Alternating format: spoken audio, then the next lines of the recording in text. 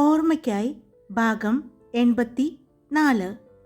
മുൻവാതിലിലൂടെ ഓടി പുറത്തേക്കിറങ്ങിയ ആൻസിയെ പിടിക്കാനായി പുറകിൽ തന്നെ അമ്മു വന്നു. പെട്ടെന്ന് ആരെയോ തട്ടി അവൾ വീഴാൻ പോയതും രണ്ട് ബലിഷ്ഠമായ കൈകൾ അവളെ ചേർത്ത് പിടിച്ചിരുന്നു. വീഴാൻ പോകുന്നതാണ് എന്ന് തോന്നിയ അമ്മു കണ്ണുകൾ മുറുക്കി അടച്ചിരുന്നു. താൻ ഇപ്പോഴും വീണിട്ടില്ല എന്നറിഞ്ഞ അമ്മു പതിയെ കണ്ണു തുറന്നപ്പോൾ കാണുന്നത് അവളെ തന്നെ നോക്കി നിൽക്കുന്ന രണ്ട് വെള്ളാരം കണ്ണുകളാണ്. തൻ്റെ കണ്ണുകളിലേക്ക് തന്നെ നോക്കി നിൽക്കുന്ന ആ വെള്ളാരം കണ്ണുകളെ കണ്ടതും അവൾ പെട്ടെന്ന് പിടഞ്ഞു മാറി. ആ സമയം തന്നെയാണ് ആൽഫി അവിടേക്ക് വന്നതും. അവൻ അവളുടെ അടുത്തേക്ക് ചെന്നു. എന്തു പറ്റി അമ്മു? അവൻ ചോദിച്ചു. മുന്നിൽ നിൽക്കുന്ന ആളെ നോക്കിക്കൊണ്ട് തന്നെയാണ് അവൻ അവളോട് ചോദിച്ചത്. അത് ആൽഫിച്ചായ, ഞാൻ അകത്തുനിന്ന് വന്നപ്പോൾ പെട്ടെന്ന് കണ്ടില്ല, കൂട്ടിമുട്ടിയതാണ്, അവൾ പറഞ്ഞു. അവൾ പറയുമ്പോഴും മുന്നിൽ നിൽക്കുന്ന അയാളെ നോക്കുകയായിരുന്നു. അയാൾ അവൾ പറയുന്നത് നോക്കി തന്നെ നിൽക്കുന്നത് കണ്ടതും ആൽഫി അവളെ ചേർത്ത് പിടിച്ചിരുന്നു. പെട്ടെന്ന് ആൽഫി അവളെ ചേർത്ത് പിടിക്കുന്നത് കണ്ടതും അയാളുടെ നോട്ടം ആൽഫിയിലേക്ക് പോയി. ഇയാളെ മനസ്സിലായില്ല, ആൽഫി പറഞ്ഞതും പെട്ടെന്ന് അങ്ങോട്ട് ഓടി പ്രിൻസി വന്നു. മോനെ, ഇത് നാദ് എബ്രഹാം, എൻ്റെ പപ്പയുടെ ചേട്ടൻ്റെ മകൻ്റെ മകനാണ്, പ്രിൻസി വന്ന് പറഞ്ഞു. അതിന് ആൽഫി ഒന്ന് മൂളുക മാത്രം ചെയ്തു. ഹലോ, ഞാൻ നാദ് എബ്രഹാം. അവൻ കൈ നീട്ടിയതും അവന് നേരെ കൈ കൊടുത്തു. ഞാൻ ആൽഫ്രഡ് സാമുവൽ നരിക്കുന്നേൽ, അവൻ പറഞ്ഞു. അറിയാം, പ്രിൻസി ആൻറ്റി പറഞ്ഞ് നന്നായിട്ട് കേട്ടിട്ടുണ്ട്. പിന്നെ ഞങ്ങൾക്ക് എല്ലാവർക്കും അറിയാലോ നരിക്കുന്നേലിലെ നരിയെക്കുറിച്ച്. നാദ് പെട്ടെന്ന് പറഞ്ഞതും അമ്മു ആൽഫിയെ നോക്കി. അവളുടെ ചുണ്ടിൽ ഒരു പുഞ്ചിരി ഉണ്ടായിരുന്നു. എന്നാൽ ആൽഫി ദേഷ്യത്തോടെയാണ് നാദിനെ നോക്കിയത്. നാദ്, അങ്ങനെ വിളിക്കുന്നത് ഒട്ടും ഇഷ്ടമല്ല ആൽഫിക്ക്, പ്രിൻസി പറഞ്ഞു. അത് ഞാൻ കേട്ടത് പറഞ്ഞു എന്നേ ഉള്ളൂ, നാദ് പറഞ്ഞു. ആൽഫി, നാദ് അഡ്വക്കേറ്റാണ്, പ്രിൻസി പറഞ്ഞു. അതിനും ആൽഫി ഒന്ന് മൂളുക മാത്രം ചെയ്തു. അപ്പോഴേക്കും അങ്ങോട്ട് ആൻസി വന്നു. എന്തു പറ്റി അമ്മു? അവൾ ചോദിച്ചു. ഒന്നുമില്ല, ഞാൻ പെട്ടെന്ന് വന്നപ്പോൾ ഇടിച്ചതാ, അവൾ പറഞ്ഞു. ആര്? ആൻസി ചോദിച്ചു. അത് ഇദ്ദേഹവുമായിട്ട് എന്ന് അമ്മു പറഞ്ഞതും എവിടെ നോക്കിയാൾ നടക്കുന്നത്? ദേഷ്യത്തിൽ നാദിനോട് ചോദിച്ചു ആൻസി. എൻ്റെ ഭാഗത്തെ തെറ്റ്, ഇങ്ങോട്ട് വാ എന്ന് പറഞ്ഞുകൊണ്ട് അവളുടെ കയ്യിൽ പിടിച്ചുകൊണ്ട് അമ്മു അവിടെ നിന്നും പോയതും അവർ പോകുന്നത് നോക്കി നാദ് തിരിഞ്ഞു നിന്നു. നടന്നു പോകുന്ന അമ്മുവിനെ നോക്കുന്ന നാദിനെ കണ്ട് ആൽഫിക്ക് ദേഷ്യം തോന്നി. അവൻ്റെ മുഖത്തെ ദേഷ്യഭാവം കണ്ട് പ്രിൻസി നാദിൻ്റെ കയ്യിൽ പിടിച്ചു. നാദ്, നിന്നെ അവിടെ എല്ലാവരും അന്വേഷിക്കുന്നുണ്ട്, നീ ഇപ്പോൾ വന്നതല്ലേ ഉള്ളൂ, പ്രിൻസി ചോദിച്ചുകൊണ്ട് നാദിൻ്റെ കൈ പിടിച്ചുകൊണ്ട് അവിടെ നിന്ന് നടന്നു. അവൻ പോകുന്നത് ആൽഫി നോക്കി നിന്നു. നാദ് അമ്മ പോകുന്ന ഭാഗത്തേക്ക് നോക്കിക്കൊണ്ട് നടന്നു പോകുന്നത് കണ്ടതും ആൽഫിക്ക് എന്തെന്നില്ലാത്ത ദേഷ്യം തോന്നി. ആ സമയം അവൻ്റെ അടുത്തേക്ക് എൽദോയും ജഗദീഷും വരുന്നത്. നീ ആരെയോ വിളിക്കാനുണ്ടെന്ന് പറഞ്ഞ് പോന്നിട്ട് ഇവിടെ നിൽക്കാണോ എന്ന് ചോദിച്ചുകൊണ്ട് ജഗദീഷ് അവൻ്റെ അടുത്തേക്ക് ചെന്നതും അവൻ്റെ നോട്ടം പോകുന്ന ഭാഗത്തേക്ക് അവൻ നോക്കി. ആരാടാ അത്? നാദിനെ കണ്ട ജഗദീഷ് ചോദിച്ചു. അത് പ്രിൻസി ആൻറ്റിയുടെ റിലേഷനിൽ ഉള്ള ആളാണെന്നാണ് പറഞ്ഞത്, ആൽഫി പറഞ്ഞു. നീ എന്താ അവനെ തന്നെ നോക്കി നിൽക്കുന്നത്? എൽദോ ചോദിച്ചു. ഒന്നുമില്ല, ചുമ്മാ അവനെ ഒന്ന് നോക്കി വയ്ക്കുന്നത് നല്ലതാണെന്ന് തോന്നി, ആൽഫി പറഞ്ഞു. എന്താ നീ അങ്ങനെ പറഞ്ഞത്? അത് ഒന്നുമില്ല, നിങ്ങൾ വാ എന്ന് പറഞ്ഞ് അവരെയും വിളിച്ചുകൊണ്ട് വീണ്ടും പ്രോഗ്രാം നടക്കുന്നതിൻ്റെ അടുത്തേക്ക് നടന്നു. ഇതേ സമയം പ്രിൻസിയുടെ കൂടെ ചെന്ന നാദിനെ റൂമിൽ കയറ്റി പ്രിൻസി വാതിലടച്ചു. നീ എന്ത് പണിയെ കാണിച്ചത്? വന്ന ഉടനെ ആ ആൽഫിയുടെ മുന്നിൽ ചെന്ന് എന്തിനാ ചാടിക്കൊടുത്തത്? അവൻ്റെ നോട്ടം കണ്ടോ നീ? അവന് സംശയമുണ്ടോ നിന്നെ? അങ്ങനെ തോന്നിയോ നിനക്ക്?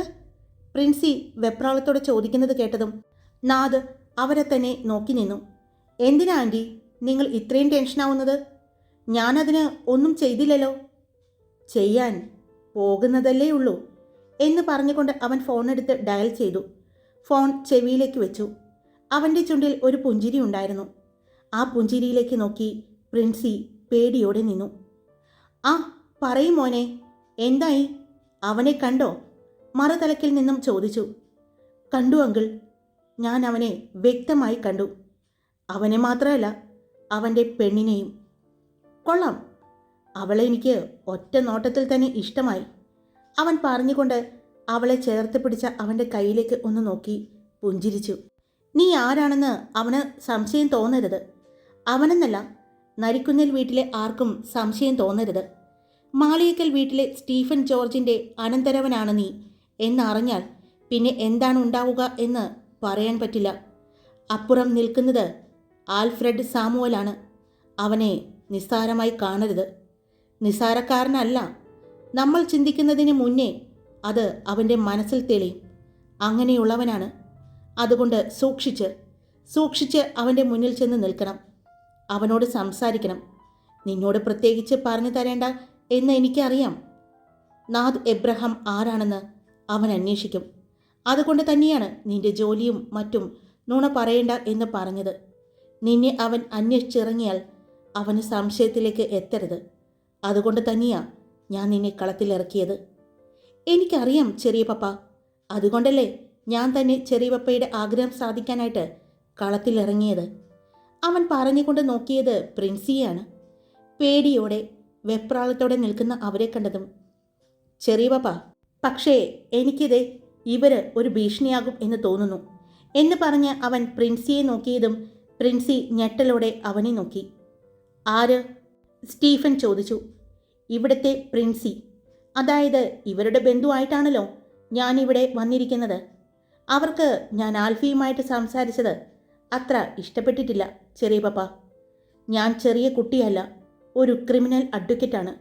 വാദിച്ച എല്ലാ കേസുകളും ജയിച്ച് പേരും പ്രശസ്തിയും എടുത്ത ഒരു അഡ്വക്കേറ്റ്.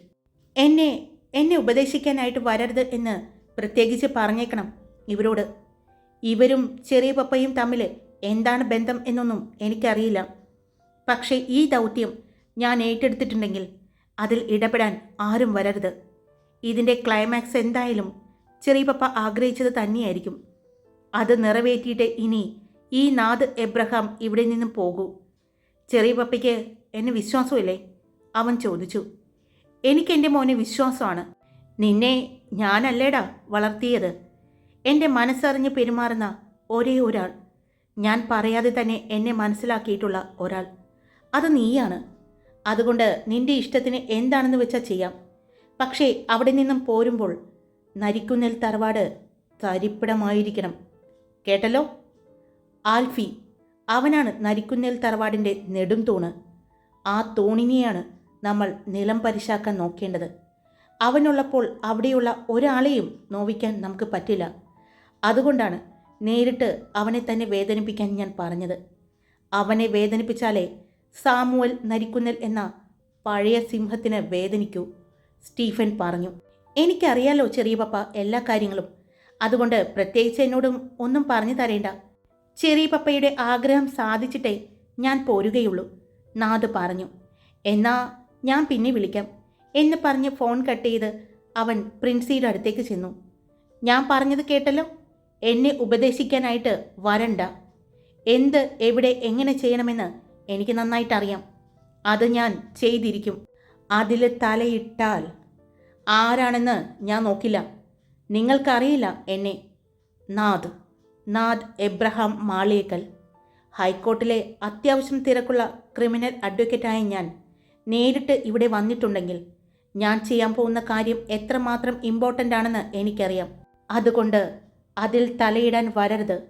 വന്നാൽ അത്രയും പറഞ്ഞ് അവൻ അവർക്ക് നേരെ ചൂണ്ടുവിരൽ ആട്ടിക്കൊണ്ട് റൂമിൻ്റെ ഡോറ് തുറന്ന് പുറത്തേക്ക് പോയി. അവൻ റൂമിൻ്റെ ഡോറ് തുറന്ന് പുറത്തേക്ക് പോയതും പ്രിൻസി പോയി ബെഡിലിരുന്നു. അവളുടെ ശരീരം തളരുന്നത് പോലെ തോന്നി. ഒന്നും വേണ്ടായിരുന്നു എന്ന് പോലും തോന്നിപ്പോയി. കാരണം സ്റ്റീഫനെക്കുറിച്ചും അയാളുടെ അനന്തരവൻ നാഥനെക്കുറിച്ചും പറഞ്ഞു കേട്ട് നന്നായിട്ടറിയാം. പ്രിൻസി കുറച്ചുനേരം അവിടെ തന്നെ ഇരുന്നു. ഇനി ഒന്നും പറഞ്ഞിട്ടോ ചെയ്തിട്ടോ കാര്യമില്ല. എല്ലാം കൈവിട്ടു പോയി. ജയദേവ് മാണിക്കത്താനാണ് തന്നെ കുടുക്കിയത് എന്ന് പോലും അവൾക്ക് തോന്നി. എങ്ങനെയും തൻ്റെ മകളുടെ കല്യാണം ഭംഗിയായി നടത്തണം എന്നായിരുന്നു അപ്പോൾ അവർ ചിന്തിച്ചത്. അവരും വേഗം റൂമിൽ നിന്നും പുറത്തേക്കിറങ്ങി. എന്നാൽ പ്രിൻസിയുടെ റൂമിൽ നിന്ന് പുറത്തേക്കിറങ്ങിയ നാദ് DJ പാർട്ടി നടക്കുന്നിടത്തേക്കാണ് ചെന്നത്. അവിടെ ചെന്നപ്പോഴേ അവൻ്റെ കണ്ണുകൾ അമ്മുവിനെ തിരഞ്ഞു. കൂട്ടുകാരുടെ ഒപ്പം പാർട്ടി എൻജോയ് ചെയ്യുന്ന അവളെ കണ്ടതും അവൻ്റെ കണ്ണിൽ വന്യമായ ഒരു പുഞ്ചിരി വിരിഞ്ഞു. അവൻ അവളുടെ അടുത്തേക്ക് നടന്നപ്പോഴാണ് അമ്മുവിൻ്റെ അടുത്തേക്ക് വരുന്ന ആൽഫിയെ അവൻ കാണുന്നത്. ആൽഫിയെ കണ്ടതും അവൻ അവിടെ തന്നെ നിന്നു. അമ്മു, കുറേ നേരമായി നിന്നെ അപ്പു വിളിക്കുന്നു. അവൻ അവളുടെ ചെവിയുടെ അടുത്ത് വന്ന് പറഞ്ഞു. കേൾക്കാൻ പറ്റുന്നില്ല. അവൾക്ക് ആ ശബ്ദത്തിൽ അവൻ പറയുന്നത് കേൾക്കാൻ പറ്റുന്നുണ്ടായിരുന്നില്ല. ആൽഫി 2-3 പ്രാവശ്യം അവളോട് പറയാൻ ശ്രമിച്ചു. പറ്റുന്നില്ല എന്ന് കണ്ടതും അവൻ അവളുടെ അരയിൽ പിടിച്ചുകൊണ്ട് അവളെ അവനിലേക്ക് ചേർത്ത് നിർത്തിക്കൊണ്ട് അവളെയും കൊണ്ട് പുറത്തേക്ക് നടന്നു. ഇച്ചായ, എങ്ങോട്ടേ പോകുന്നേ? ആൻസി ചോദിച്ചു. ഞാനൊരു കാര്യം ഇവളോട് പറഞ്ഞിട്ട് കൊണ്ടുവരാം. നിങ്ങൾ എൻജോയ് ചെയ്യ്. പോകുന്ന പോക്കിൽ ആൽഫി പറയുന്നുണ്ട്. അവൻ പറഞ്ഞത് കേൾക്കാൻ പറ്റുന്നില്ലെങ്കിലും കൈകൊണ്ട് അവരോട് അവിടെ തന്നെ നിൽക്കാൻ പറഞ്ഞുകൊണ്ടാണ് ആൽഫി അമ്മുവിനെയും കൊണ്ട് പോകുന്നത്. അവളുടെ ഹാഫ് ബ്ലൗസിനുള്ളിൽ കൂടി കൈകൾ അവളുടെ വയറിൽ പിടിച്ചിട്ടുണ്ട്. പെട്ടെന്ന് അവിടെ അവൻ മുറുക്കിയതും അവൾ അവൻ്റെ മുഖത്തേക്ക് നോക്കി. ഒരു കള്ളച്ചിരി അവൻ്റെ മുഖത്തുണ്ട്. ഇതിനായിരുന്നോ അവൾ പുറത്തേക്ക് വന്നതും അമ്മു ചോദിച്ചു. കാറുകൾ ഇട്ടിരിക്കുന്നതിൻ്റെ അടുത്താണ് അവൻ അവളെ കൊണ്ടുവന്ന് നിർത്തിയത്. അമ്മുവിനെ കാറിനോട് ചേർത്ത് നിർത്തിക്കൊണ്ട് എന്താ അവൻ ചോദിച്ചു. മാറി നിന്നെ അങ്ങോട്ട്, എല്ലാവരും ശ്രദ്ധിക്കും, അവൾ പറഞ്ഞു. ആര് ശ്രദ്ധിക്കാൻ? ആരും ശ്രദ്ധിക്കില്ല, അവൻ പറഞ്ഞുകൊണ്ട് അവളുടെ ഷോൾഡറിൻ്റെ ഭാഗത്തു നിന്നും ഇറങ്ങിയ ബ്ലൗസ് കുറച്ച് കയറ്റിയിട്ട് കൊടുത്തു. വീണ്ടും അത് ലൂസായി പോകുന്നത് കണ്ടതും അവൻ അവളെ നോക്കി. അവൻ്റെ മുഖത്തേക്ക് തന്നെ നോക്കി നിൽക്കുകയായിരുന്നു അവൾ. അവൻ്റെ കൈ ഷോൾഡറിലൂടെ പതിയെ താഴേക്ക് തഴുകി പോകുന്നത് കണ്ടതും അവൾ അവൻ്റെ കയ്യിൽ പിടിച്ചു. അവൻ ചെയ്തതിന് തടസ്സം നിന്നതും അവൻ പെട്ടെന്ന് തന്നെ അവളെ തിരിച്ചു നിർത്തി കാറിലേക്ക് ചേർത്ത് നിർത്തി. അവളുടെ പുറകിലേക്ക് ചേർന്ന് നിന്നു.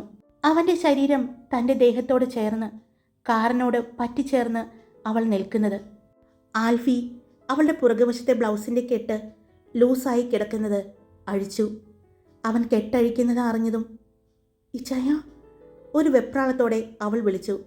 എന്നാൽ അവളുടെ വിളി കേട്ടതായി പോലും നടിക്കാതെ അവൻ അവളുടെ പുറം കഴുത്തിൽ അവൻ്റെ ചുണ്ടുകൾ ചേർത്തു.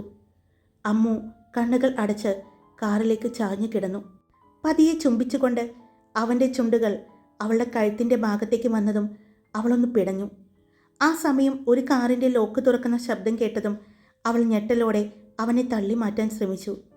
എന്നാൽ ആൽഫി ഒരടി പോലും മാറാതെ അവളുടെ ദേഹത്തേക്ക് ചേർന്ന് തന്നെ നിന്നു. രണ്ടുപേരും കാറിൻ്റെ ലോക്ക് മാറിയ ശബ്ദം കേട്ട ഭാഗത്തേക്ക് നോക്കി. അവിടെയെങ്ങും ആരും ഇല്ല എന്ന് കണ്ടതും ആൽഫി അവൻ അഴിച്ച കെട്ട് നന്നായി തന്നെ മുറുകി കെട്ടിക്കൊടുത്തു. അവളുടെ തോളിൽ പിടിച്ച് അവളെ തിരിച്ചു നിർത്തി. പിന്നെ കയ്യിലെ ഫോണെടുത്ത് ഡയൽ ചെയ്തു. അവളുടെ ചെവിയിലേക്ക് ചേർത്തു.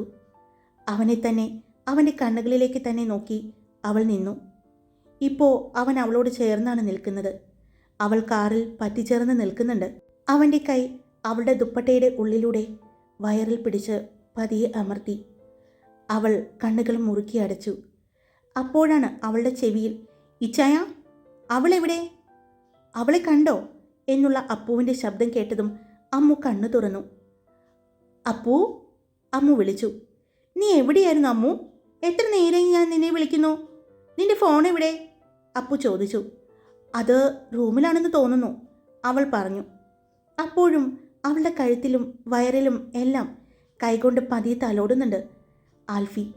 അവൾ ഒരു കൈകൊണ്ട് അവനെ തടയാൻ ശ്രമിക്കുന്നുണ്ടെങ്കിലും അതിന് പറ്റാതെ അവസാനം അവൾ നിസ്സഹായതയോടെ അവനെ നോക്കി. ഒരു കള്ളച്ചിരിയോടെ അവൻ അവളുടെ മുന്നിൽ നിന്നു. അപ്പൂ, നീ ഇപ്പോൾ അഗ്നിയേട്ടൻ്റെ ഒപ്പം പുറത്തു പോയിരിക്കുകയാണോ? അമ്മു ചോദിക്കുന്നുണ്ട്. അതെ, ഫുഡ് പുറത്തുനിന്ന് കഴിക്കാൻ വേണ്ടി വന്നതാ.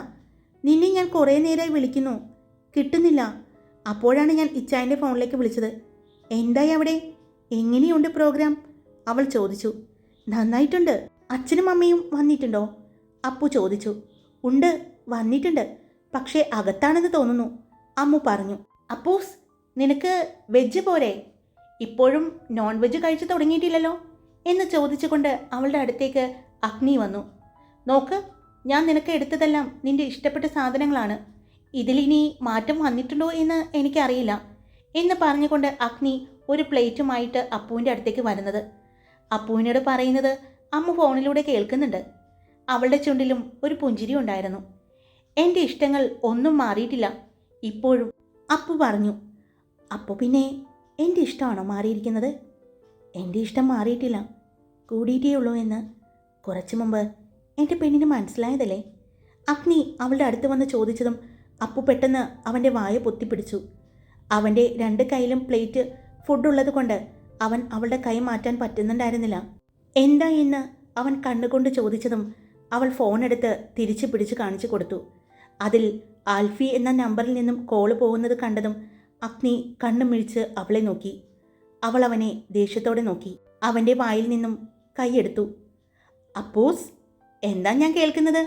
മറുഭാഗത്തു നിന്ന് അമ്മു ചോദിച്ചതും അത് പിന്നെ അമ്മു എന്തു പറയും എന്നറിയാതെ അവൾ അഗ്നിയെ നോക്കിയതും അവൻ അവൻ്റെ കയ്യിലുണ്ടായിരുന്ന ഫുഡ് അടങ്ങിയ പാത്രം ടേബിളിലേക്ക് വെച്ചുകൊണ്ട് ഫോൺ അപ്പുവിൻ്റെ കയ്യിൽ നിന്നും വാങ്ങി.